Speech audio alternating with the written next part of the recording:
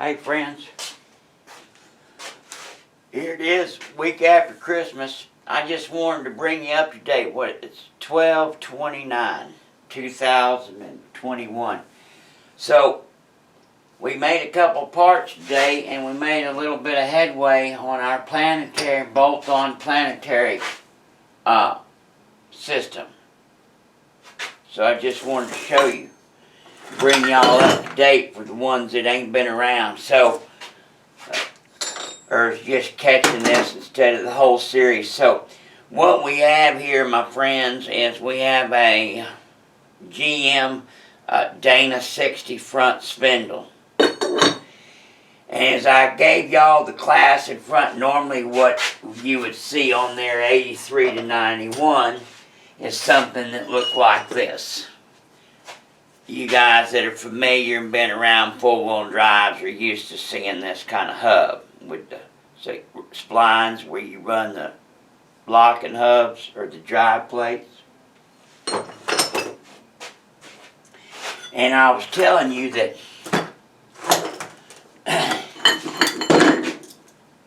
this big old hub uses this bearing, and a Dana 70 uses that bearing, and a Dana 80 uses this one. As you can tell, the 70 inner bearing is slightly bigger, and the 80 is gargantuan. Now, all three of them have a 2-inch inside. Voila! Here goes your 70, and here's a 70 hub. The rear is a little bit smaller. It's about 3.8 inches the race. So, there you go, guys. A Dana 70 hub will fit on a 60 front spindle. So this is an upgrade with a bigger bearing. The other thing you can do is it will also accept that behemoth, the 80. We are now starting to approach deuce and a half size. We are beginning to approach deuce and a half size. Are you with me, guys? Yes, deuce and a half right there. So, once again, here's our 60 spindle. And that's why I want to use this great big old bearing and gigantic hub, just factory parts that are easily available, either new or used. See, here's a Dana 80 hub. You can see the back, it's great big. It's 4 inches across there. And here's a 70. See, it necks down a little bit, and there's a little look at it from the side. And then here's the 80.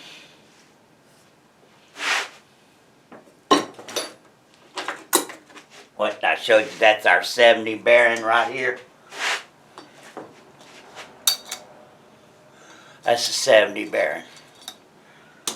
So, anyway, moving on. So,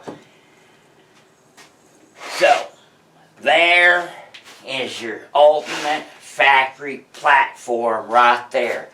Great big old Dana 60 spindle. Got this Dana 80 hub on here with these gigantic bearings. So, gave y'all that for free. All y'all mudders and rock bouncers and break it, break it. So, we've made some headway on our planetaries. Here we have a factory 30 spline shaft from back in the day, basically 83 to 91. It goes right here.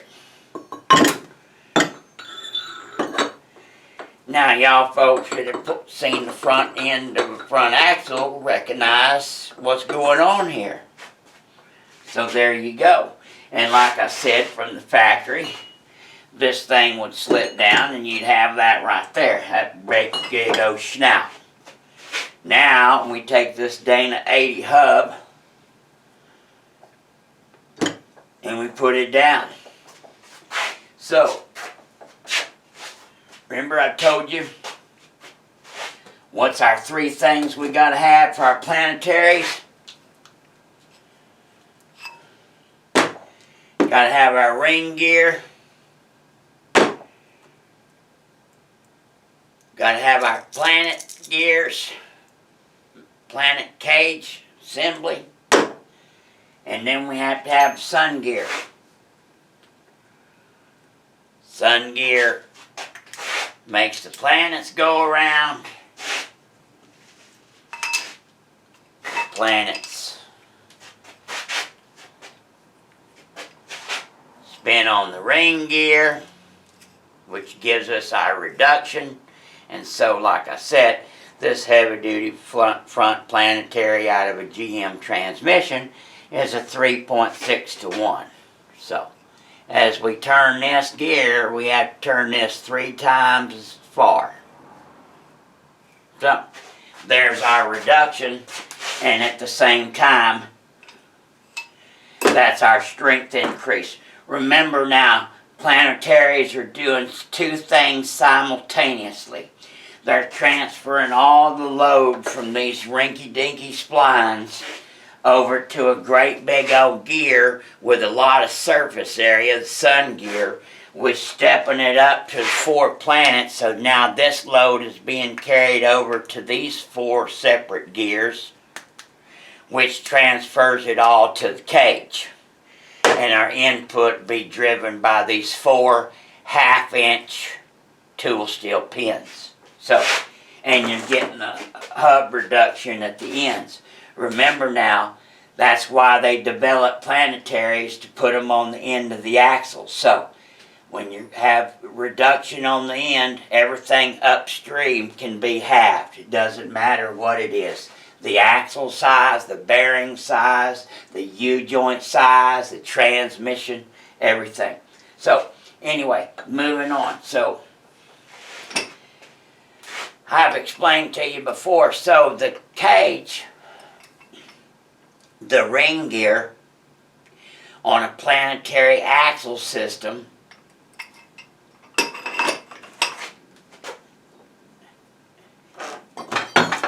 is stationary on the spindle.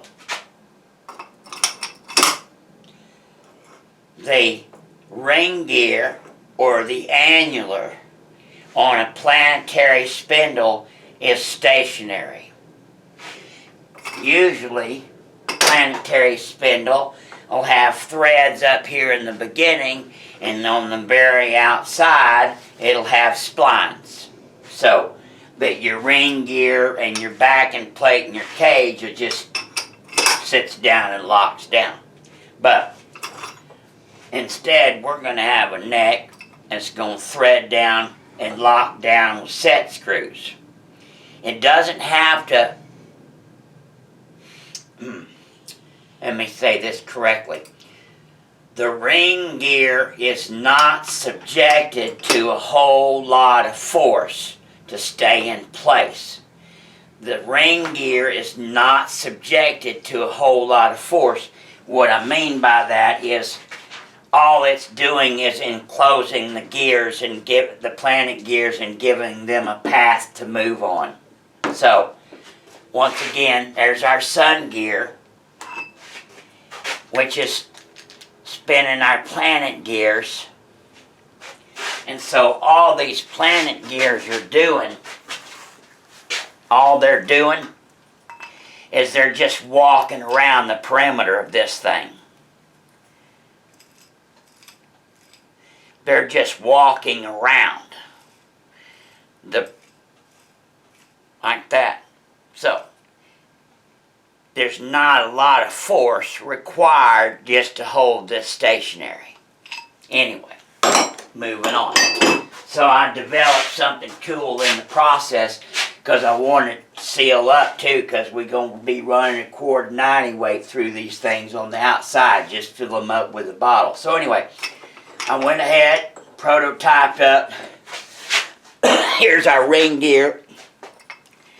We're going to use a bronze bushing right here, just big enough for the shaft. bronze bushing, just big enough for the shaft, so it fits all the way down, stabilizes the shaft, and I'll show you how cool it looks so you can see the inside. So, now we have the inside.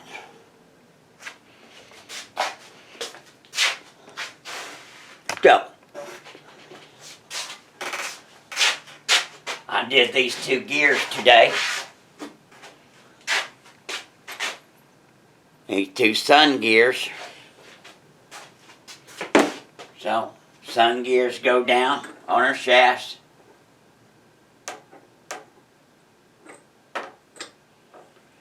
Okay. You see how cool that was?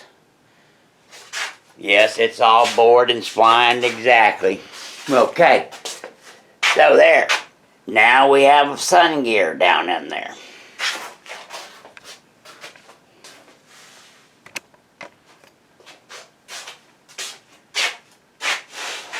All we got left is our planets in our carrier.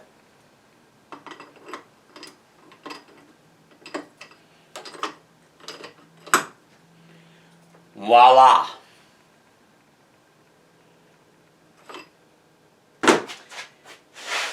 We want to try not to leave out our Torrington bearings.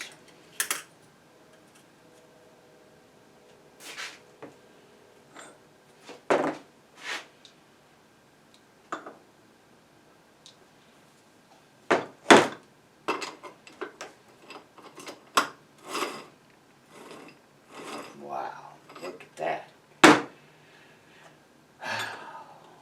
Isn't that a beautiful thing? That is absolutely beautiful. You can see that length of engagement that we have too. It's quite nice. So, there you go, my friends. We've made a whole bunch of headway in just an afternoon messing around with some parts. So, there you go, my friends. All we need is a drive plate with those pins sticking in, and I think you get a general idea of where we're going. So, there we go. It's essentially put together. Now, so what's it going to look like? Well, I guess I better show you kind of what it's going to look like.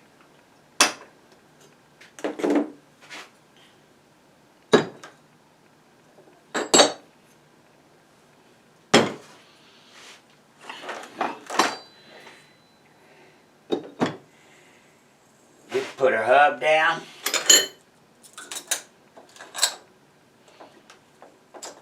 Get to put our bearings down. We get to put on our first nut and cinch him down. Get our preload.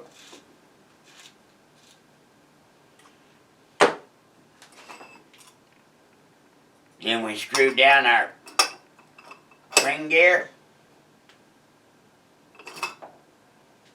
There has to be about 100 thousandths. So there's our clearance between our ring gear and our hub, right? Remember, this is stationary. We got our set, so this is stationary now. It's locked to the spindle. Once again, put our bearing in, right side up. Put our sun gear on. I'll let y'all get a gander of this. Sun gear and our bearing. See, that's what our assembly rides on. There we go. Voila. So,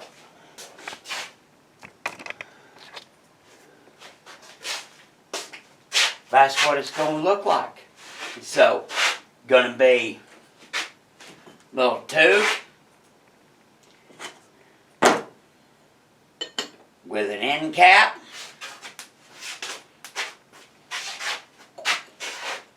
slide right down here to the mounting flange. Voila. So, it's only going to add about 3.5 inches to the whole assembly. So, here you go, my friends. Here's kind of what your bolt-on drive plate's going to be right there. Here's what your bolt-on planetaries are going to look like. But this is about 2 inches too long. Bonk. You see that?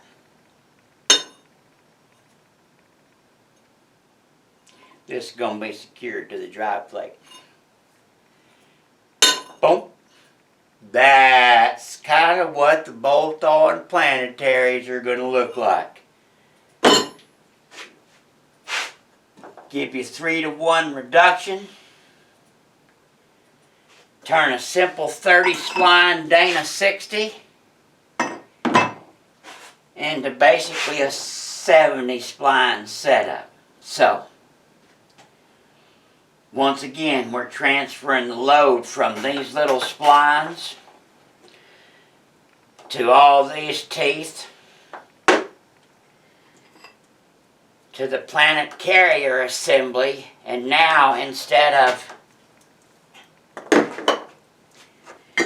these 30 splines driving the wheel, what's actually driving the wheel is these 4 1/2-inch tool steel pins.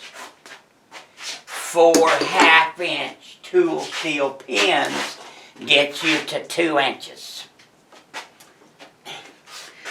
4 1/2-inch tool steel pins get you to 4 inches. 2 inches, I'm sorry. 2 inches.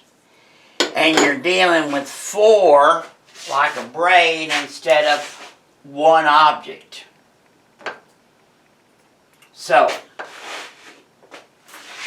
there's a 1.5-deuce shaft right there. There's your good old 1.5-deuce shaft. There's a 30 spline shaft. There's a 35 spline Dana 70 shaft. And here's a 1.5-deuce shaft. And then here's a 5-ton end. 5 tons are 2 inches. And 1.5-deuces are a little bit less than 1 3/4. See, a 1.5-deuce and a 35 spline. Yeah. And them 40 splines that them real rich folks are making and trying to buy, those 40 spline setups and 4 9-inch and 40 spline gears and lockers and 43, 40 this and 40 spline that, and $2,000 for a set of hubs that are big enough that you can jam just that shaft through. All you got is 2 hubs for a couple $1,000. Hell, you still got another 50 pieces to buy before you get the fucking axle together. So, Planetaries negates all that shit, because all the reduction's done at the end. That's why when you're running Planetaries, you can run a much smaller axle with a much smaller ring and pinion. You don't have to have that gear reduction. You don't have to have 513s, 557s, and 617s and stuff in the rear ends. You can have like a Ford 9-inch. You can drop them 250s in there, 2.50s and a 9-inch, or some little 273s or something, and when you 3-to-1 reduction, it resolves all that problem. So you get to run super strong ring and pinion on a lot smaller size. Remember something. Only reason people keep getting the bigger damn axles to get the bigger ring and pinion. Dana 60's 9 3/4, Dana 70's 10 1/2, and Dana 80. That's just so you get a bigger ring so you can put more teeth on there. Because remember now, the more teeth you got, the smaller teeth you got, and the weaker the ring gear is. So, You want a badass axle, you run you one of them aluminum housing Ford 9 inches with some Planetaries, and you will be the rock bouncer, man. I tell you what. Anyway, enough of that. Hope you enjoyed it. Made a bunch of headway. I told you I'd spline me some gears today. It's the first time it's ever been done. There's two gears that I did today. Voila. You see that, gang?